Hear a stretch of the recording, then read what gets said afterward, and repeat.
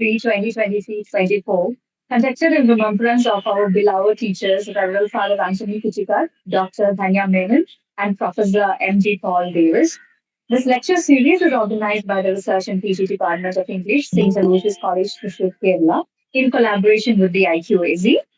Chrysalis continues to provide a very intellectual platform for the scholars to present their ideas and research productions, along with the lecture series delivered by eminent personalities. The lecture for the day will be delivered by Ms. Uma Parvathy, Assistant Professor, Department of English, Sri Pillai-Mrs. College, Parvathy, as well as a part-time research scholar with the Research and Postgraduate Department of English, St. Aloysius College, Thrissur. The title of today's lecture is Reflections of Modernity in the Select Works of C.V. Raman Pillai. The session will be chaired by Dr. K.P. Nandakumar, former HOD, Department of English, Sri Mrs. College, Parakancheri. He has served as a member of the UG Board of Studies, University of Calicut, and PG Board of Studies, Kannur University. He is a former research guide at the St. Thomas College, Thrissur, and he also serves as a research guide at the Department of Cultural Studies, Kerala Kalamandalam, and also as a co-guide at the Department of English, Bharati Dasan University, Trichy. On behalf of the entire Department of English, I take this opportunity to welcome you to the session, sir. Uh, Now over to you, sir. You can make your remarks on today's session.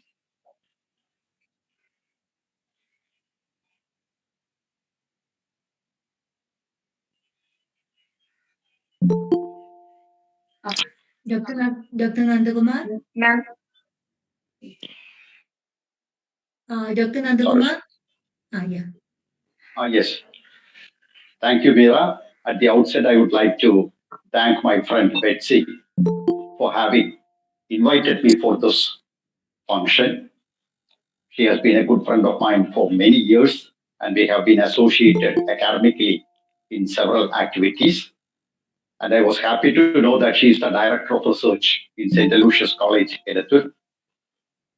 And I thank her for having invited me. And I also take this opportunity to thank my friend Uma Parvathy, when she joined service in Vyasa College way back in 2011, which is not very far back. I was the head of the department. And ever since that, we have been associated academically. In fact, she was the coordinator of a national seminar in Vyasa College way back in 2014. And so naturally, when she asked me to chair the session in connection with Chrysalis, I was really happy to do so. And as Meera just now said, Reflections of Modernity in the Select Works of C.V. Ramampiള്ള. That's the title of the paper that she is going to present today. And C.V. Ramampiள்ள does not require any special introduction to the students of history, the students of not only history but also literature, who is popularly known as the maker of modern Travancore. And he was basically a fiction writer as well as a dramatist. And three historical novels of his, Marthandavarma, Ramaraja Bagadur, and Dharmaraja, became very famous. But he has written more plays than novels, although some of his plays have not been published. And C.V. Ramampiள்ள, he was the seventh rank holder of Travancore University, which is known as Kerala University today. And the situation, of course, he was born in the second half of the 19th century. And at that time, Kerala, as Swami Vivekananda, when he visited Kerala in 1890, C.V. Ramampiள்ள was born in 1854. When Swami Vivekananda came to Kerala in 1890, he was disgusted with the casteism that he saw here in Kerala, so much so that he referred to Kerala as a lunatic asylum. That was the condition there. And Kerala at that time had a lot of evils.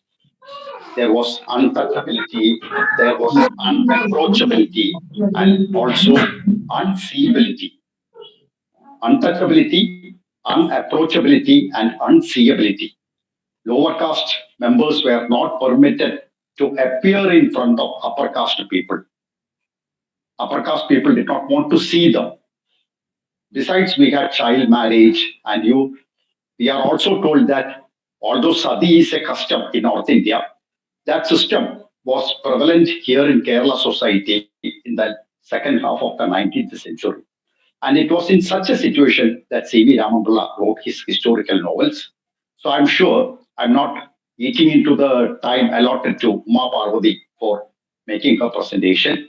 I'm sure she will be having a lot to say about the social condition at that time and the contribution C.V. Ramapilla made for reforming Kerala through his works, because that was the time when, apart from C.V. Ramapilla, we had Sri Narayana Guru, we had Ayyangali, we had Ayya Vaikunta Swami and Chattambi Swami. All those social reformers were living at that time. Through their social activities, they were able to reform society to a great extent, and C.V. Ramapilla was able to do through his works. So, with these words, I hand over the entire proceedings to Uma Parvati to make her presentation. After the presentation is over, naturally, there will be an open session where all of us can contribute to the paper that she has presented, make our observations, and seek clarifications. So, thank you once again. Thank you, Betsy ma'am, and Uma, over to you. Thank you, sir. Thank you for giving such a strong platform for making my presentation. You've already said a lot about C.V. Raman Pillai. Thank you so much. So, good evening to all. So, as Nandan sir had told, the topic that I propose to speak on is how modernity is reflected in the works of C.V. Raman Pillai. So, let me share my screen.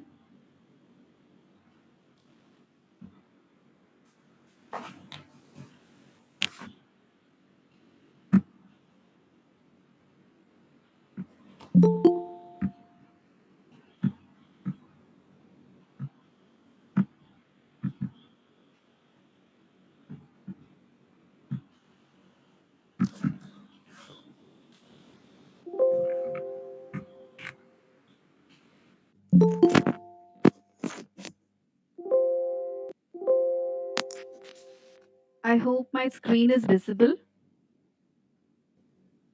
Yes, Yes, Uma, it's yes. clear. Thank you, sir. So, the title of my paper is Reflections of Modernity in Select Works of C.V. Raman Pillai. So, first, let me come to modernity. Modernity is an explicit departure from tradition and traditional institutions or practices. So, the concept of modernity denotes a critical engagement with the present time, which is understood with its characteristic difference from the previous epoch and its potentiality to produce change.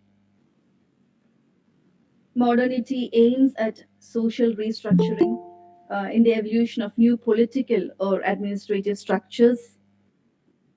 It corresponds with intellectual enlightenment. It also signalizes the formation of new social or cultural paradigms that repudiate, modify, surpass, or critique the traditional ones and stresses upon individual autonomy and rationalization.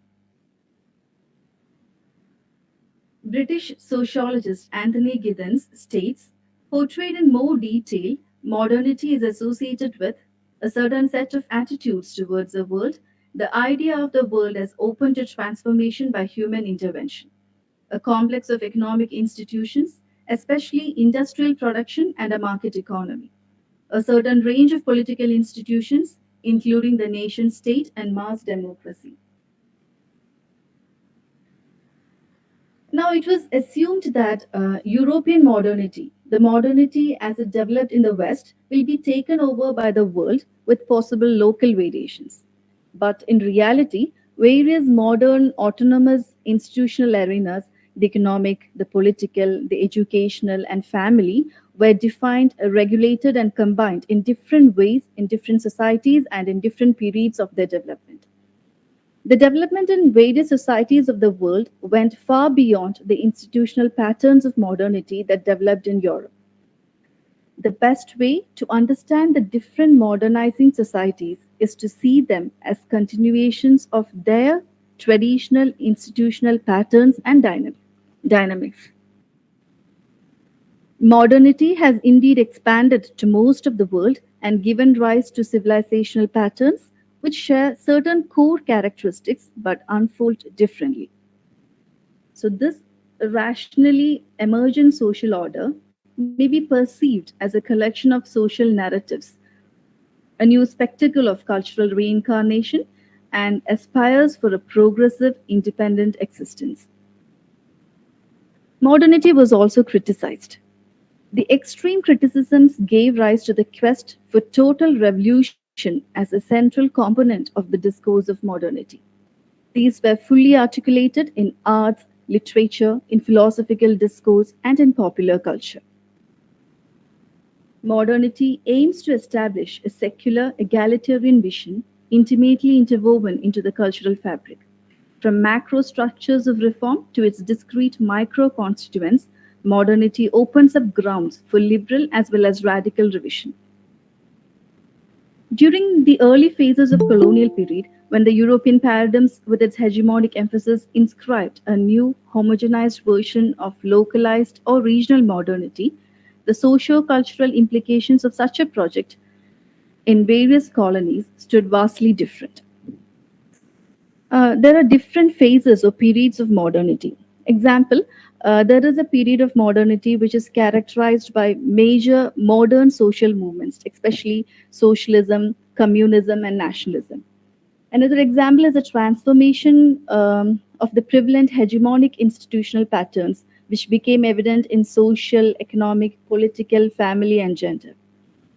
Again, we have modernity in the development of new policies of legitimization, of which the most important was the human rights.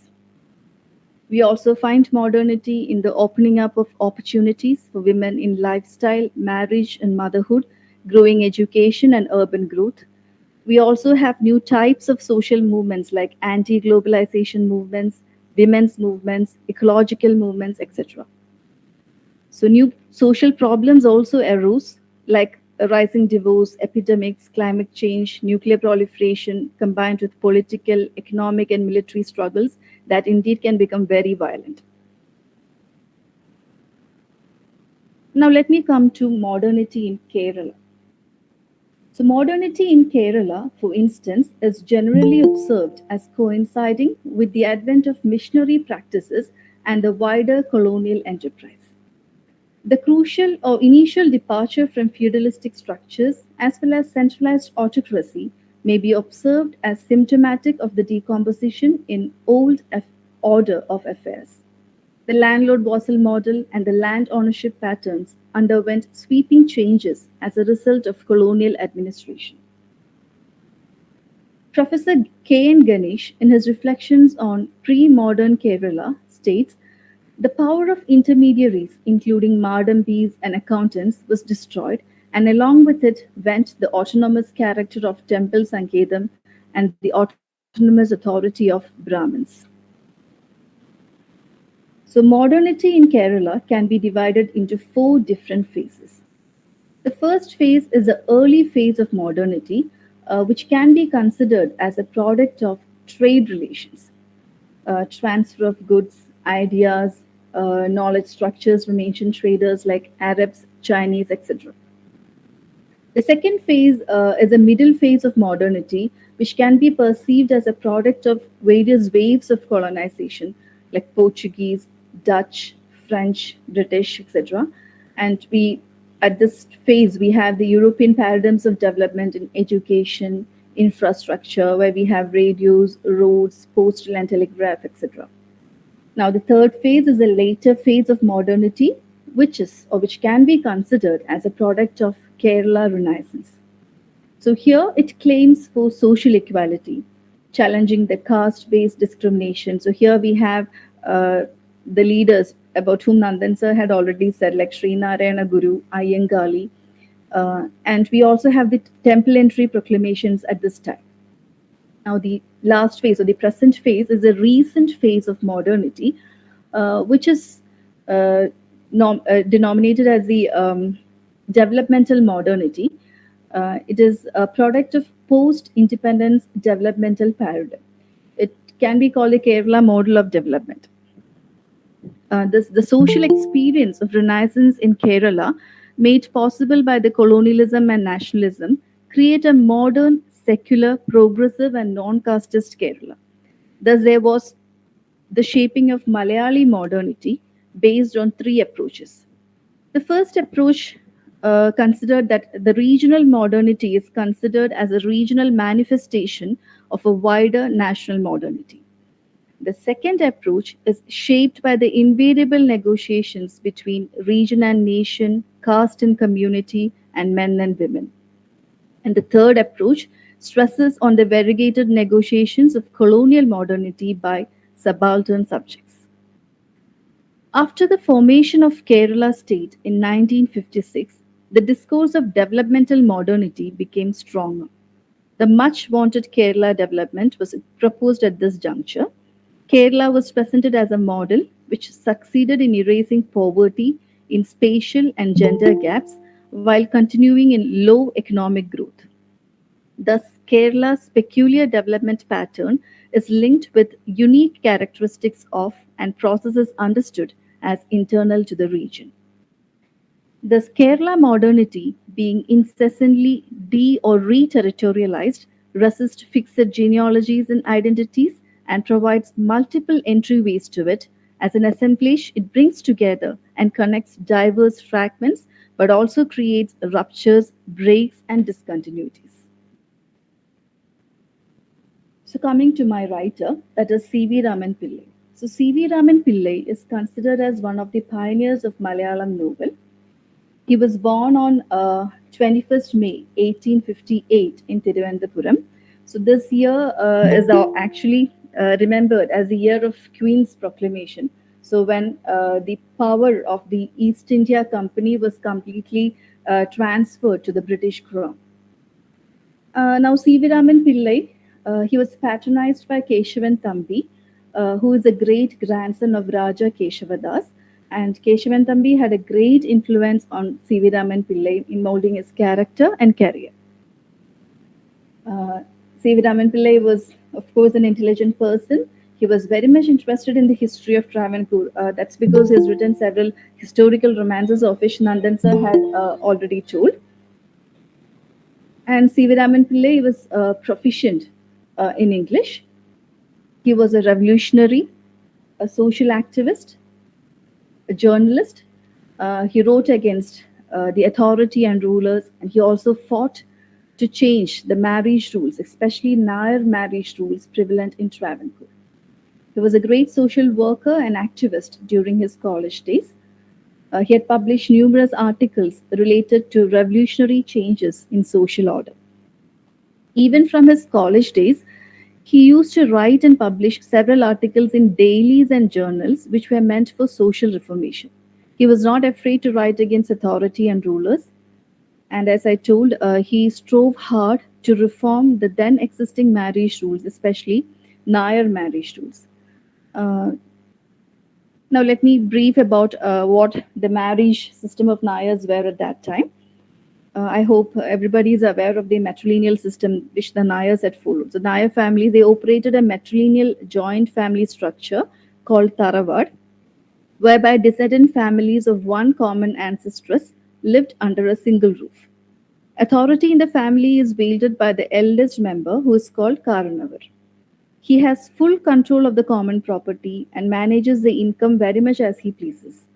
He arranges marriages, which were called sambandhams, which had no legality for the boys as well as girls of the family. The husbands of the women in the Tarawad, they visited in the night and left in the morning, and he had no legal rights over his wife and children. The children were completely taken care of by the Karanavar. Now, even in the royal family, this system was followed. The king's wife was not the queen, nor was she allowed to live with him or appear in public with him. She had no claims at all on the king and held no royal titles. The king's mother wielded the power and the title of the queen. In her absence, the king's sister inherited the queen's title. So this was the matrilineal system followed by the Nayars. Even in the royal family, the matrilineal system was followed because most of the kings they had sambandhams, or they married women who came from the Nair family. So the same matrilineal system was followed in the royal family as well. Uh, Again, coming back to CV's contributions, one of the inspirational or guiding spirit behind Malayali Memorial was C.V. Raman Pillai. Uh, Malayali Memorial stood for the cause Malayala Nada Malayaligalkku. It stood for inequality evident in government services, education, etc. It demanded more opportunities for Malayalis instead of appointing bureaucrats from outside the state. CV had actually participated in the signature campaigns for the Malayali Memorial. He was actually the backbone of the Malayali Memorial. So, Malayali Memorial stands as a cornerstone in Kerala history, as it was the first organized attempt in Kerala to protest against existing systems. So, in those times, Maharashtra Brahmins were appointed as Divanjis in Travancore. Their nepotism was strongly criticized by the natives of Travancore. It was during the reign of Divan Rama Rao that the protest became severe. These foreign officials or these foreign administrators, they drew a salary up to 2,000 rupees, whereas there was not even a single Malayali who drew a salary above 500 rupees. The natives were not given any role in the administration of the state. In fact, they were completely prohibited from it. The Malayali memorial, requested the king to give permission to the natives to serve the king. The same inequality was followed in the field of education. Lower class people were not permitted in the educational institutions, and this was also represented in the memorial. Malayali memorial can be considered as the beginnings of an institutionalized way of protest. As a result of this memorial, there was a slight change in the situations, but the authorities had an attitude of resentment towards those officials who worked behind it. So these officials who actually worked behind the Malayali Memorial were denied promotion. Some were transferred, and at that time, C.V. Raman Pillai was in the government service. So as a result of his participation or his contributions to the Malayali Memorial, he invited the displeasure of the Maharaja. He never got timely promotions during his service tenure. Uh, and CV could not publish articles in Malayalam dailies because of the policies of the administrators. So he had to publish his articles in the Madras Standard. Now, these are the works of C.V. Raman Pillai. He has written several works, and among his works, the famous historical novels are Martanda Varma, which was published in 1891, Dharmaraja, published in 1913, Ramaraja Bahadur, 1918. He has also written social novel, and he has also written uh, several plays, of which Chandramukhi Vilasam, Matta Vilasam, Kurupilla Kalari, and there are lots and lots of plays written by C.V. Raman Pillai. Some are published and some are not published. Some are just enacted. In all these plays, he actually talk about social reform. Now, we'll have a quick glance of very few plays of C.V. Raman Pillai. I've just selected one or two works of C.V. Raman Pillai to talk about. So, first, I intend to talk about Chandramukhi Vilasam. This is a play written by C.V. Raman Pillai. It was actually unpublished. It was enacted in 1887 during the birthday celebration of Sri Moolam Tirunal.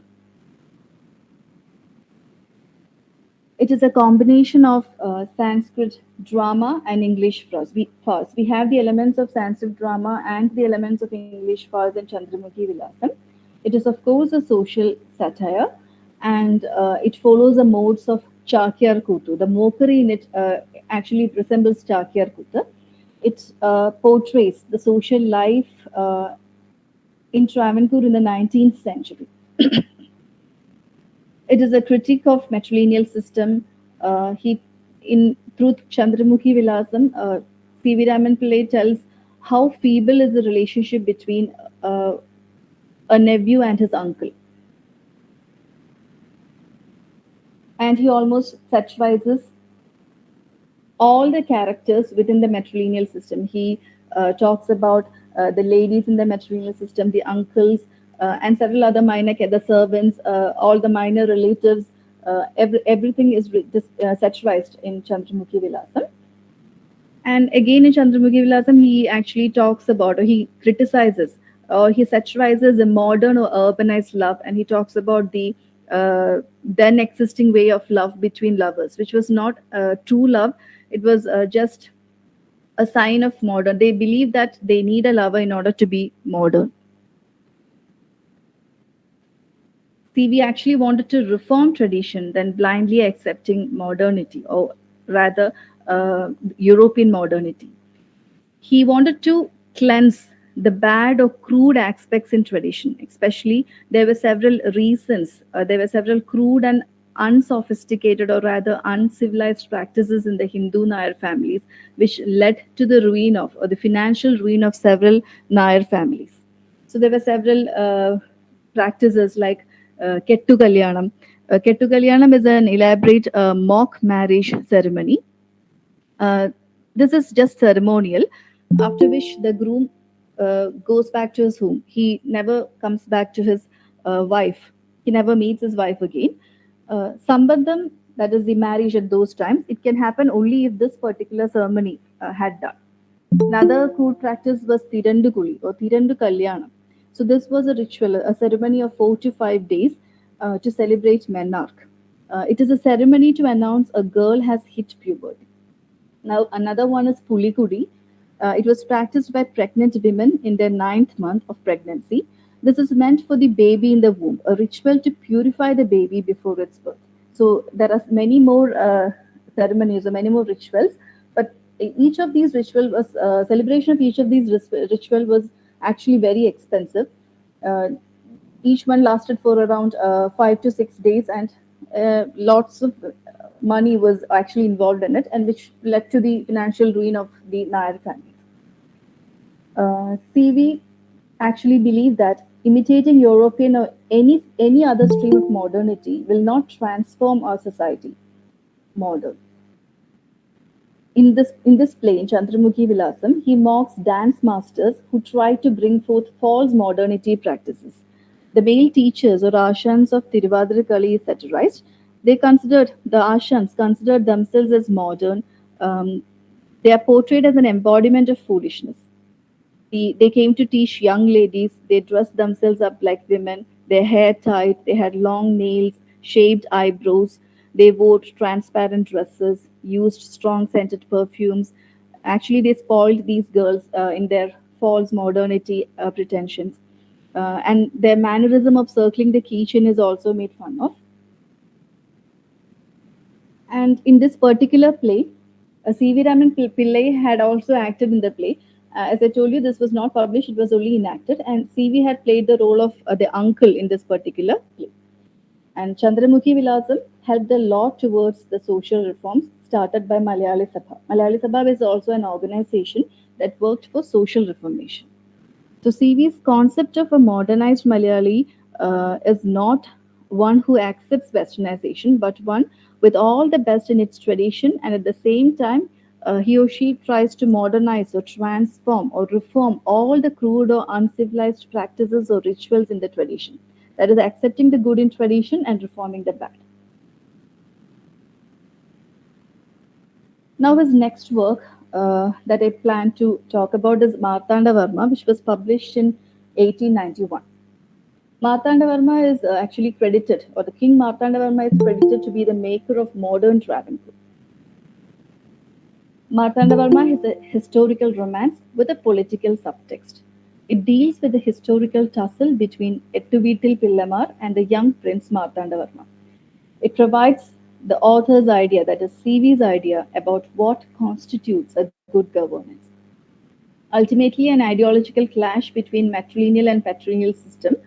Uh, Martanda Varma tells a story of how the son of the Raja tries to gain inheritance by bringing an end to matrilineal system. Martanda Varma deals with the historical fight between the Ettuvitil Pillais and the royal family. The son of the then reigning Maharaja tries to become the next king, bringing an end to the matrilineal system of inheritance. He was helped by Ettuvitil Pillais, the powerful chieftains of the state. Royal family feared that this might bring an end to the matrilineal system. Their fear was heightened because of the confusions and criticism against the matrilineal system or against the crude marriage system that were then going on in Malabar regarding marriage and inheritance. People of Travancore were also confused as a result, and they also felt that matrilineal is going to come to an end. But Martandavarma, the nephew of the king, captures the throne with the help of certain nobles and continues with the matrilineal system. Now, at this point, I'd like to talk about the Malabar Marriage Act, which happened in 1896. I hope Marumakatayam is actually meant that the right of inheritance is from uncle to nephew and not from father to son. So Marumakatayam and the practice of Sambandham were a source of angst among the colonial administrators. Expressions of dissatisfaction with Marumakatayam became prominent in newspapers of the 1870s and 1880s.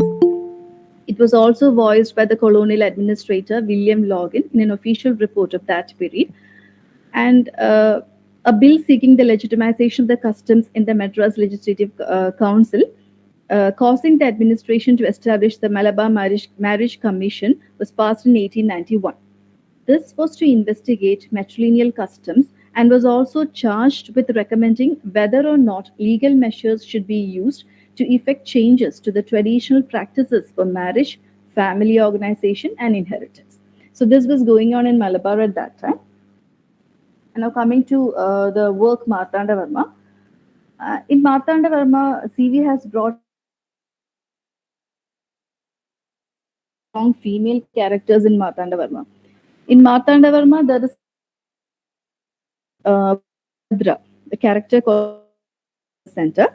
Through what she does or what happens to her, CV is projecting a futuristic, imaginative vision of the new woman in the Indian context.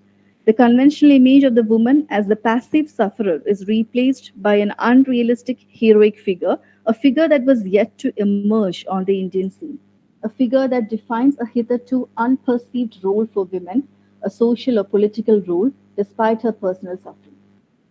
Yet another revolutionary change in characterization was the introduction of uh, Muslim characters. So it talks about how serious radical political and social beliefs. He portrays the Muslim characters with utmost sympathy and admiration. Actually, this has provided a pattern for later novelists to emulate. Tagari Shivashankara Pillai, P.C. Kutty Krishnan, and M.T. Vasudevan Nair have inherited this broad humanistic vision from C.V. It is not just a sentimental version of Hindu Muslim love that CV presents. The whole of chapter 16 in Martandavarma, which gives us an inside view of the Muslim household, is perhaps the first attempt to provide a full fledged and intimate account of Muslim life in Malayalam fiction.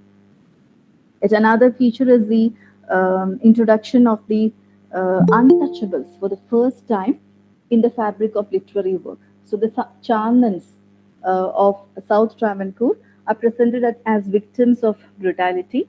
So even in fiction, the untouchables were kept at a distance.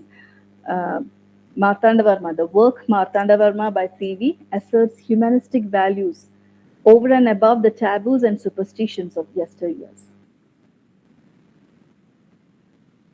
Um, but as a result of the emergence of English education, Western style of living and thinking, a new political style of governance that gave prominence to pen than sword emerged, and war as a system to obtain and retain power became obsolete. CV wanted, through his Martandavarma, CV wanted to remind us about the chivalric traditions that need to be reformed, not to be part of the practices promulgated by the West, but to be a part of modernity by reforming our traditions. Novel is another propagandist tool for CV. He extends the arguments that was presented in the Malayali memorial through Martandavarma, through a character in Martandavarma called Mangoikal Kurup, who argues for the skill and caliber of the natives and questions the space given to foreigners. So Mangoikal Kurup He gives us a picture of 19th century Kerala farmers. He also is a spokesperson of all those who love the nation and its ruler. Through him, CV presents the protest of Malayali Memorial, Thiruvidampur Thiruvidampurukkarkku. Kurup's question, why do you trust foreigners more than your people? Very well presents the question of the native Malayalis. Martandavarma as a king is a very tactful ruler or politician who suppresses all the forces that rise or tries to rise against the throne. His historical act or the political act called Trippadidanam, it has last like strong implications because Trippadidanam indicates the dedication of the entire area controlled by Martandavarma as his traditional property before the Sri Padmanabha temple. Uh, he follows the temple centered social formations in Kerala. He renovates the temple, reinstates rituals, and donates everything to the deity, that is Sri Padmanabha, subjects of the Lord, not the king. This has brought in deep structural transformations in the political and social edifice of Kerala. He dedicated his territory through a ritual act called Sarvasarpanam. Martandavarma gained the title as Sri Padmanabha that the ruler was considered as a servant of Lord Padmanabha and the protector of Travancore. The Trippadidanam thus becomes a ritual purification act which demonstrated the conformity of the ruler to the Dharma Shastric ideals of kingship. It was also a political act which ensured the sovereignty of the king over his subjects, by which the servant of God became the true and undisputed master of the people. This fusion, a kind of divine right theory of kings, where any act against the king can be considered as an act against the god. So, this fusion of the ritual and political in the underlying feature of Brahminic ideology, which constituted the cultural apparatus of the Travancore. And now coming to the next work of CV, uh, Kurpila Kalari. Kurpila Kalari, it also treats a social theme.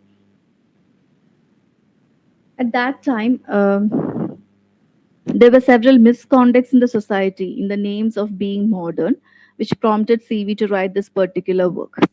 So the people believed that to be modern is to be westernized. They began to imitate the manners and mannerisms of the West or British. The native tradition and culture was under threat. Those who were educated in the English medium considered those who did not know English as uncivilized and uncultured. Those who did not know English manners were made fun of in social circle, and the speech of these westernized people were mixed with English words, and it was considered respectful. And there were love affairs in the English fashion. Weddings also imitated the Western style. So those who want to criticize these things were also afraid to do so because of the attitude of the young. Uh, with the help of several characters like Bhaskara Menon in Kurpila Kalari, Panchamrita Kochuma, Pension Peshkar, Madhava Pillai, etc., uh, TV actually makes fun of those which or who imitates English culture. We have the satirizing of English mannered love affairs, marriage proposals, family gatherings, tea parties, meetings of Sri Samajam, a new cocktail language, mixing English words with intermittent Malayalam ones, etc. All these exposed the pretentious lifestyles. The main agenda of C.V. Raman Pillai through the publication of Kurupilla Kalari was social reformation. CV's concept of reformation was unique. More than arguing for modernism, it stood for limiting such tendencies. He never believed in replacing our cultural fabric with some new or foreign one. He believed in preserving the traditional fabric of modernity. He was not concept of modern enough to demand that blind imitation or acceptance of whatever came in the form of Western should not be deemed progressive. What we need is grassroots level reformation or progress within the community. There was a strong resentment among the people as a result of the publication of Kurupilla Kalari. Kurupilla Kalari cannot be considered as just a farce. Its strong purpose was social reformation or modernization. CV's aim was not to insult people by making fun of them, but to correct people. According to CV, we should use a Western education and ways to nourish our culture, not to replace it. He also stressed the importance of Malayali modernity. CV had the spirit to promote women's club, but he criticized those attitude of the women's club members, which imitated the West completely in their speech, ways, manners, and mannerisms. He has also written a play called Matta Vilasam, which is a social critic that satirized certain dishonorable practices. Example, it mocks a practice called Shakti Puja, which was nothing but alcoholism among modern youth.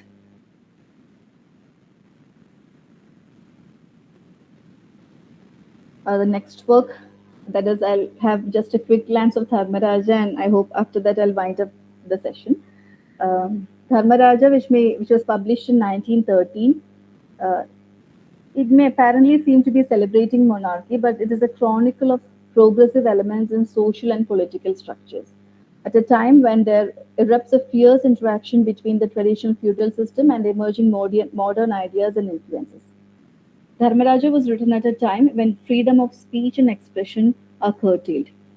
CV expresses his resentment towards Maharaja Moolam Tirunal and the then Diwan Sir C. Rajagopalachari.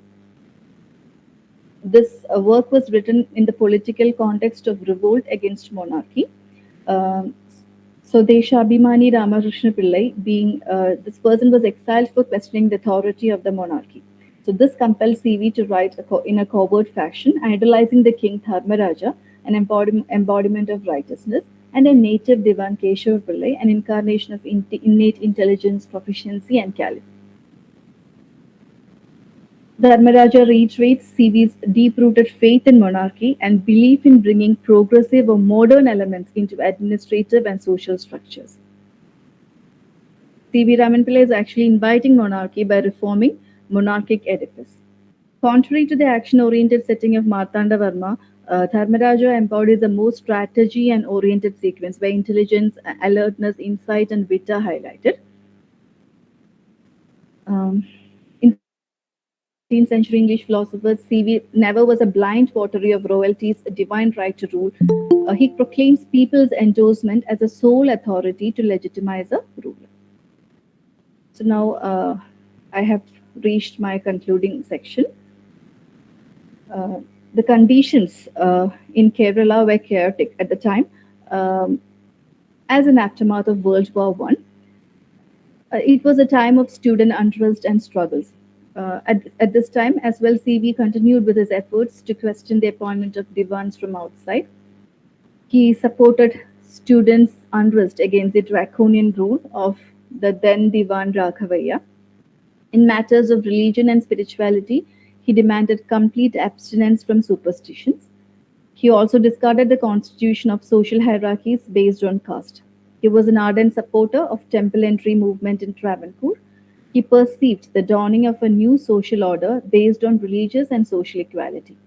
He was set against those who emerged under the pretext of religious transformation, and also those who were saffron clad and hypocritic. So some of these have evidences in Dharmaraja and his other plays and novels. So through his literary works, including various essays and newspaper articles, he heralds the manifestations of modernity that he perceived in his milieu, and on the way explores the varied modern patterns of power relations. They reflect the spirit of radicalism and Renaissance, regional aspirations towards reimagined socio cultural domains, and rearranged political structures. C.V. Raman Pillai, through the fictional documentation of Travancore's history in the rhetoric of regional anxiety, seems to champion the desire for stable governance. I conclude.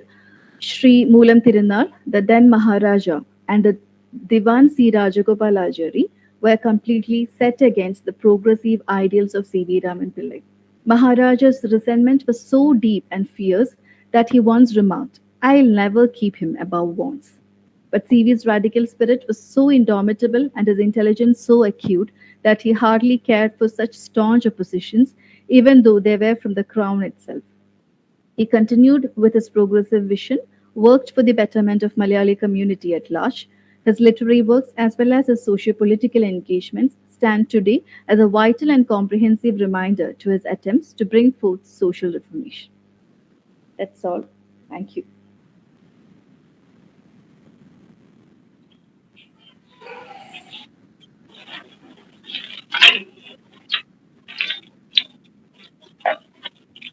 Okay, very good, Uma. Very good presentation. And on behalf of all those who are attending this webinar, I would like to congratulate her for the systematic manner in which she was able to present her points. It was like, I should say, a pyramid kept upside down. She began on a broad plane and later she brought it down to the contributions of C.V. Ramamurla and the role or the position he has in society today. As we all know, as when we listened to her, we understood that she began her presentation defining modernity. And she also referred to Anthony Gibbon and the positive results of modernity. As she said, modernity leads to total revolution and the different types of or the different layers of modernity, where it is socialism, communism, human rights movement, anti-globalization, all these have been presented as the good aftermaths or the positive results of modernity. At the same time, modernity has also, as she said, led to certain unwanted or rather unwanted within quotation, such as divorce and separation, etc. And the full credit for modernity of India naturally goes to the missionaries.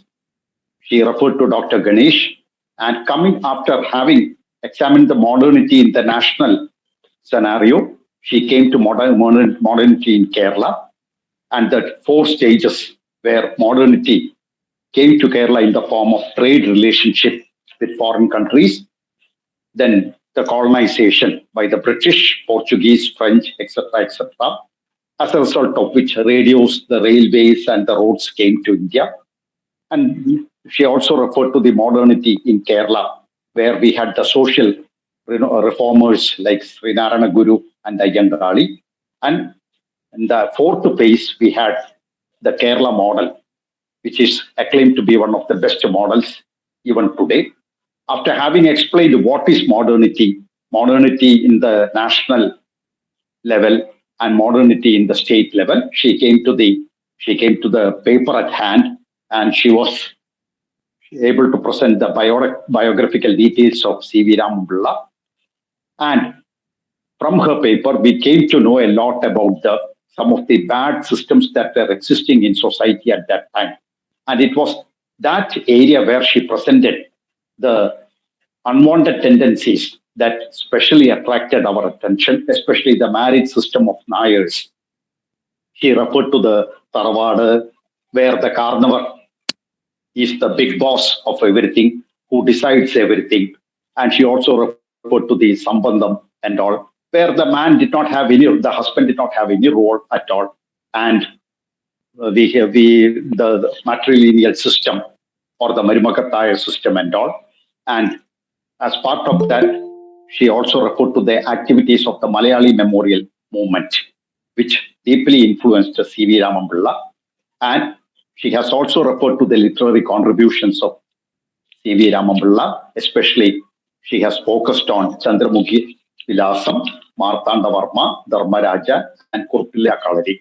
And through all these things, she has been able to, apart from telling us what these works were about, for example, Chandramukhi Vilasam, it's where the youngsters considered that falling in love was a fashion.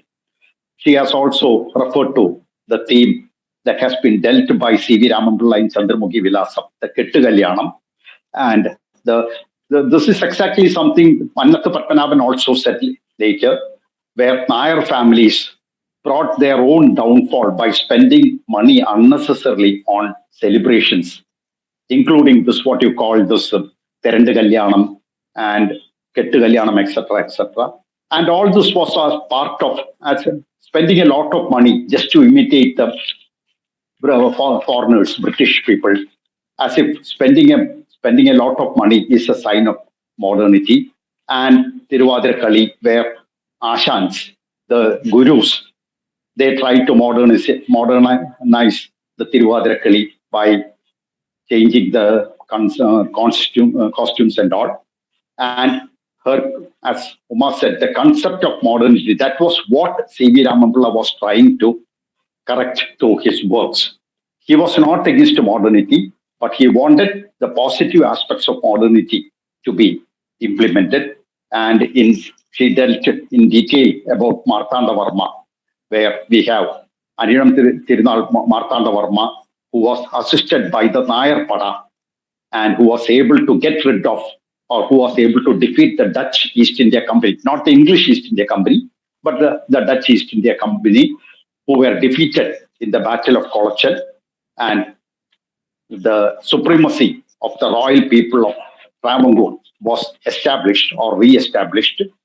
In the battle, he was naturally the Etuvital Pillamas, they were on the other side, and the female character in Martanda Varma, who does not synchronize with our traditional concept of a female protagonist. Finally, Martanda Varma laying down his arms in front of Swami Padmanabha, Sri Padmanabha, and that is what is known as the Tripaditanam. And the message that he gave was that any act of treachery against the king was an act against God, because that the king was the what you call the Padmanabha Dasan of Lord Padmanabha. So she has been able to present the situation of Travancore in a nutshell before us. I am sure it is the team that she has selected for her project work, for her PhD work, is something that appeals to her because she hails from that part of Kerala. And that part of Kerala and the history of Travancore is very much known to Uma.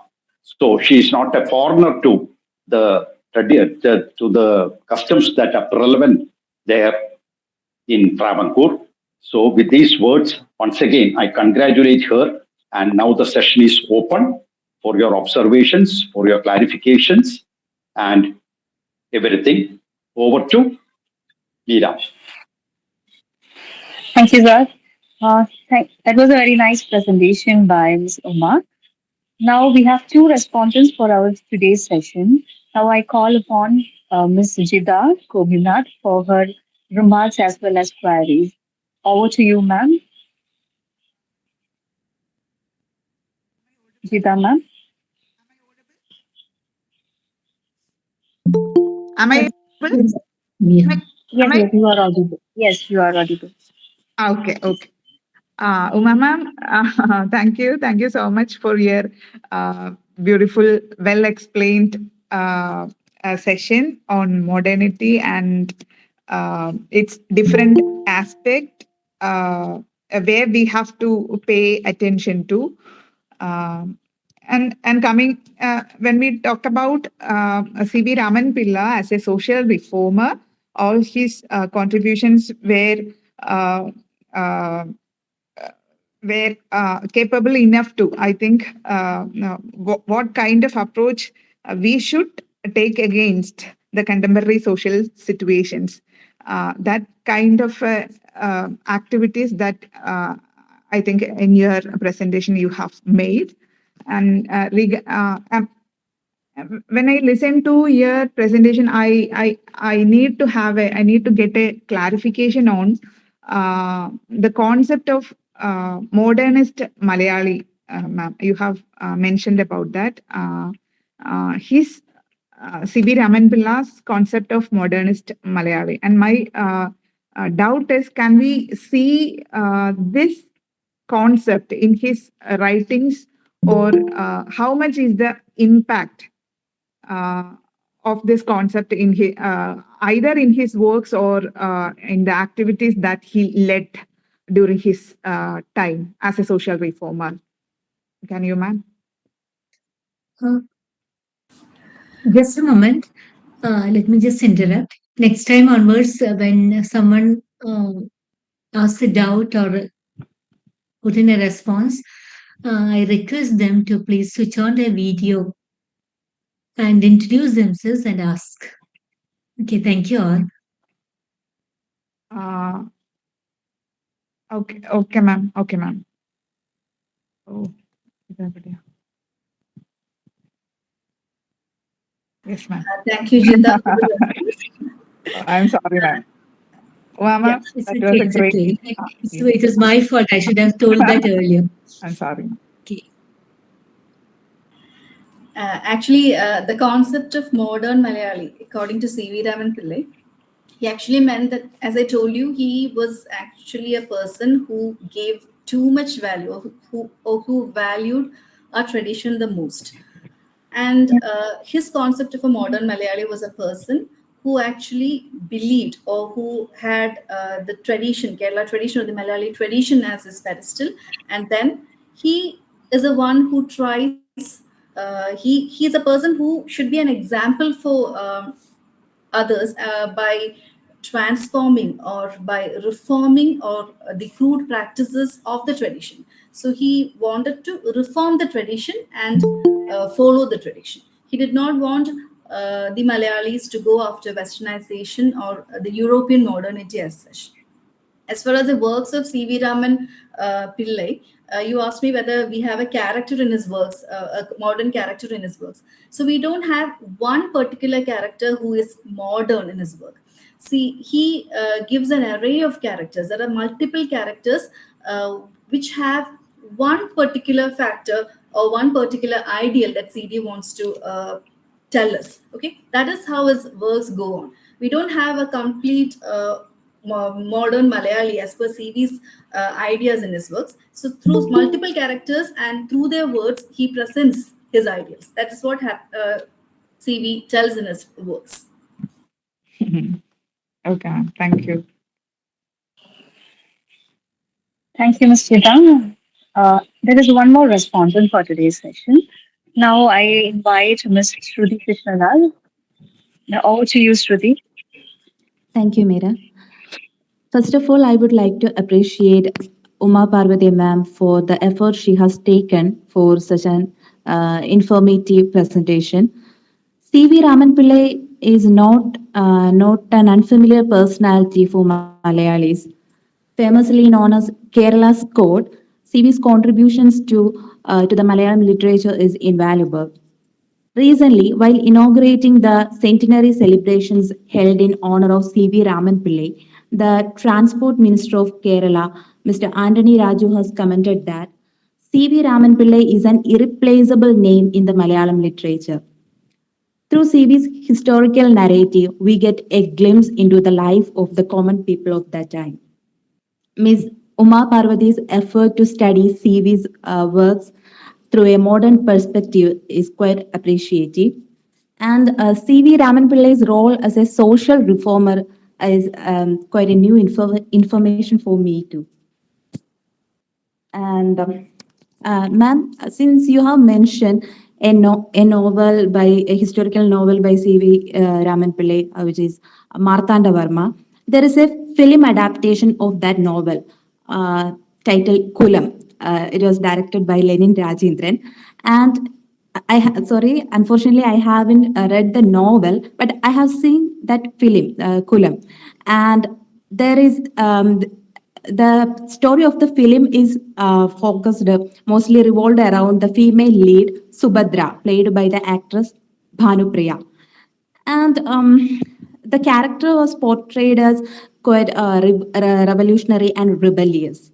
Uh, we can call her as a femme fatale, maybe. So, do you think Subhadra is a manifestation of CV's concept of modern woman? That's my doubt. Uh, Thank you, Shruti, for the response. Actually, I haven't seen the movie Kulam. I've just read the novel Martanda Varma in English and in Malayalam. Now, this you've talked about Subhadra in the movie, and of course, as I told you, it is a futuristic imagination of CV. Modern women can be like this, or should be like this. Indulekha by Shantu Menon, which it was published around this time. So actually, CV had written Martanda Verma first, but he did not publish it.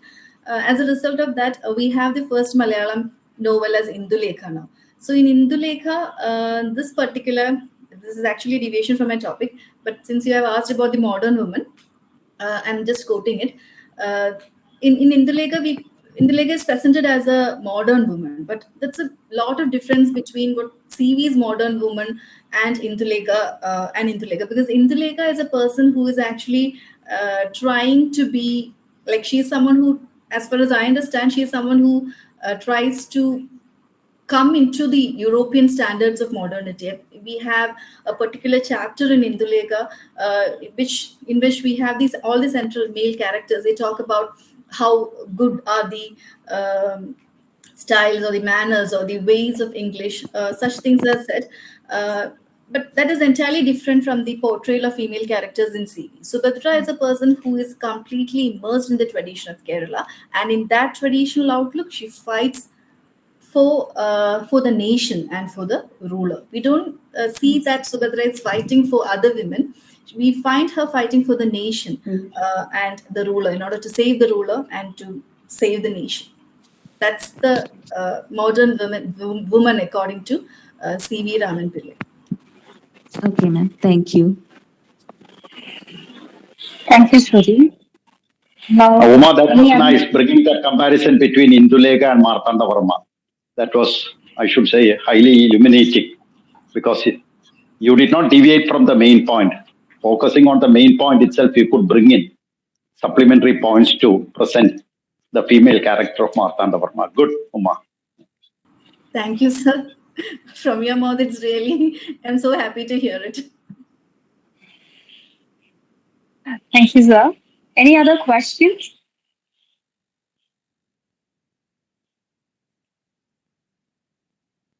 The floor is open for the discussion.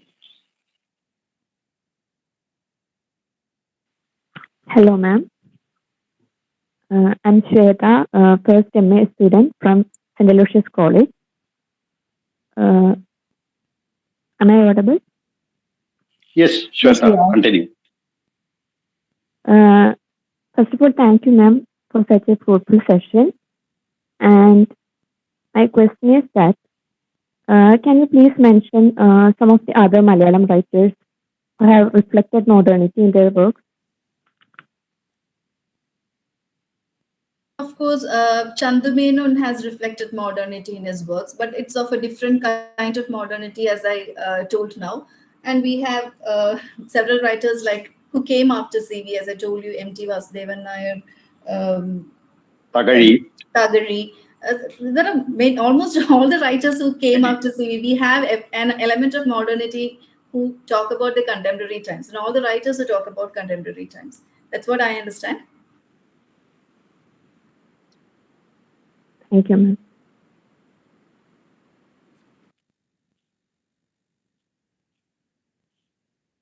Thank you, Shweta.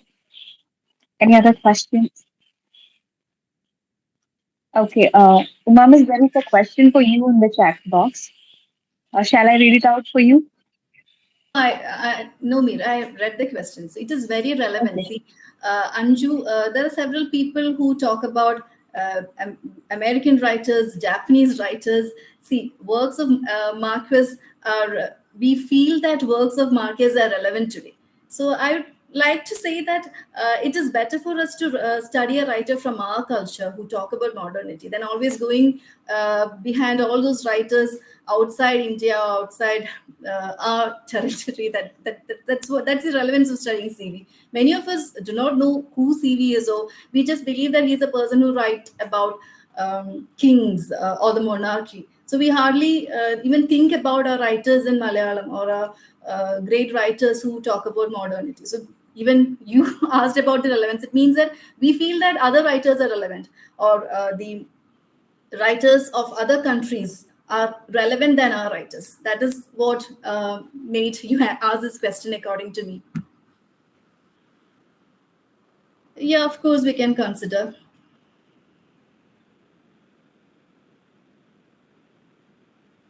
There is one more question there by Anju. Yeah, isn't his an elitist kind of narration? And she's telling that that's what she felt.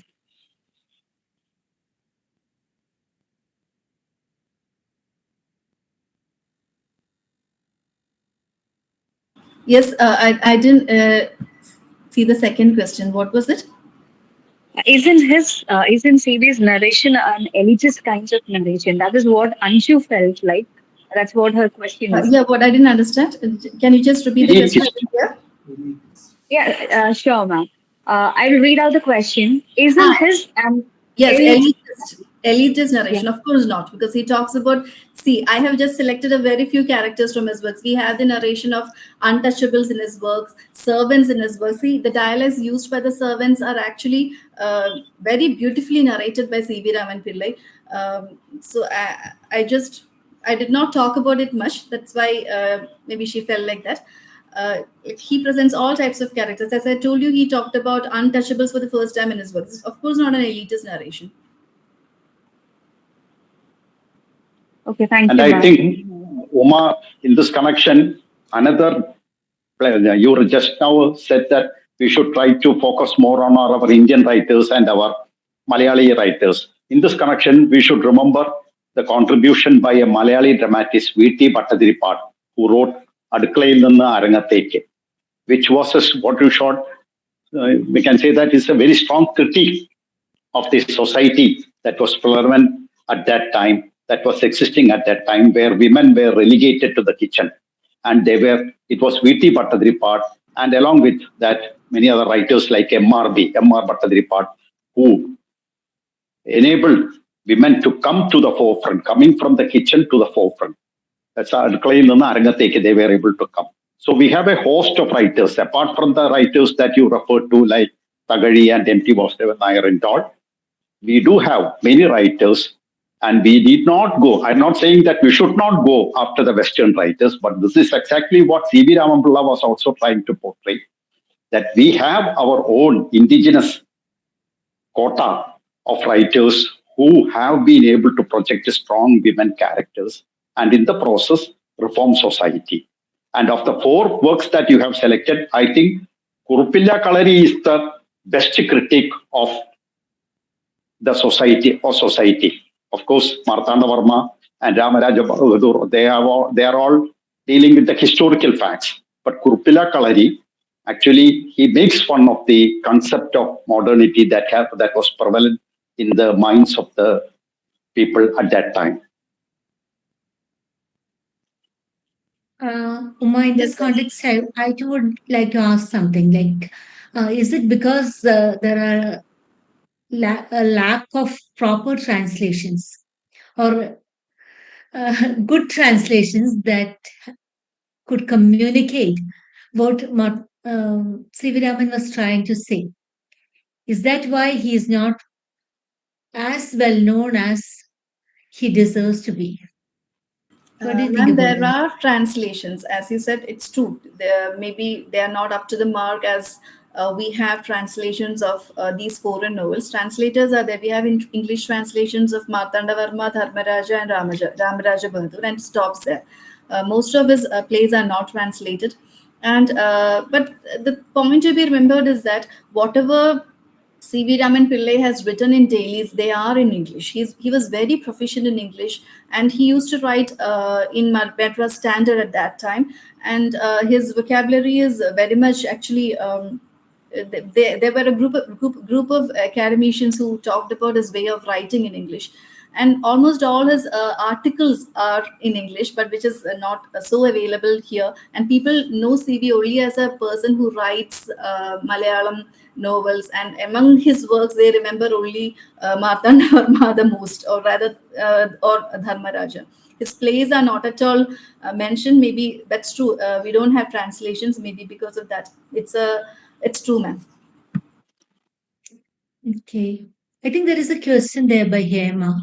Meera, will you please read it out?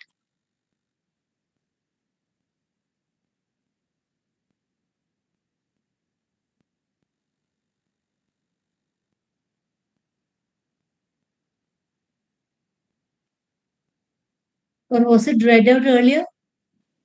No, Meera, Mira. please unmute. Unmute yourself. Sorry, sir. Uh, That's okay. No. I think Hema's question was already answered. Can we consider series novels as historiographic metafiction? Okay, Uma, sorry. unmute. That was Now, answered. Uma has to Sorry, unmute. sorry, sorry. They're not metafictions as such. They are historical works. And of course, they talk about CV's contemporary times, which are relevant even today. That's true. It is relevant even today. We have such people amongst us even now. But I don't think it can be considered as a metafiction, to the best of my knowledge.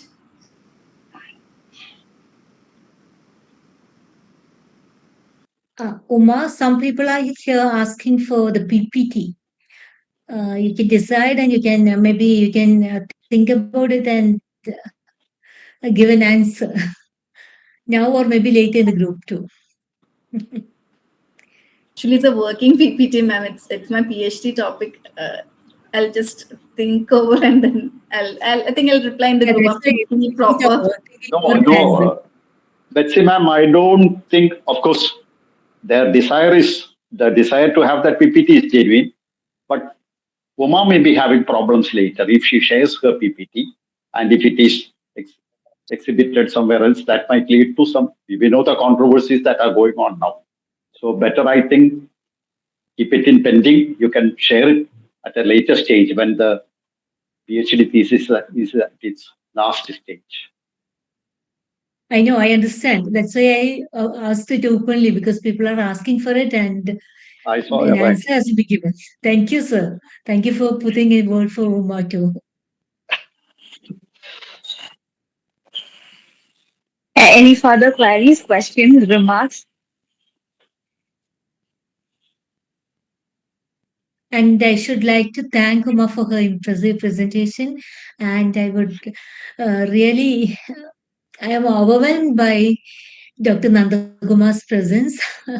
Okay, such a good friend he is all the time and so cordial and so unassuming and so knowledgeable. Thank you very much, sir. And thank you for all the participants too, once more from my part. And I would also like to convey this, that is, this is a platform where we need to discuss a lot, we need to make intellectual discussions a habit, and we also give a lot of opportunity for young scholars to present their work, to discuss. So if anyone here really has done impressive work and wants to presents to, well, at present we are trying to make it into a national audience, and later maybe we are aspiring for a global audience too. So if anyone wants to present, please let me know. Please email me or text me through WhatsApp, and we are making a panel of presenters for Chrysalis. So please join in, and also whenever, even if you are not presenting, please ask doubts. Okay, like this, ask questions, involve in the discussion so that we can think about all these things which are not very familiar with us many a time. Sometimes we might not even be familiar with things which are so near to us, like okay, C.V. Raman. So we learned a lot more about a person whom we ought to have known earlier. So that is why we need such discussions. So, and thank you, Meera, for that wonderful comparing. And there are so many people who worked so hard behind this to make this into a reality. The organizers, we have the whole executive committee. I'm not naming them all because I'm afraid that I might miss one or two bells. Sudhi is there, Atulya, okay, then Nima, uh, okay, every one of them, everyone in the organizing committee, all the best. Congratulations. And continue making this a wonderful event. And thank you for all those who are here. Once more, thanks a lot, Dr. Nandakumar. Thank you. Okay.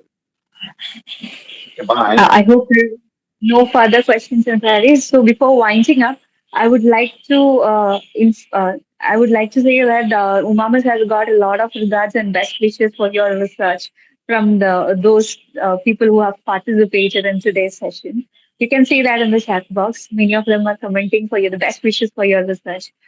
So thank you so much to everyone those who have joined us for today's session, especially for the chair of today's session, Dr. Nandakumar sir. Thank you so much, sir, for spending your valuable time and giving enlightening us with Thank more you. information on the topic. Thank you, ma'am, for such a wonderful presentation.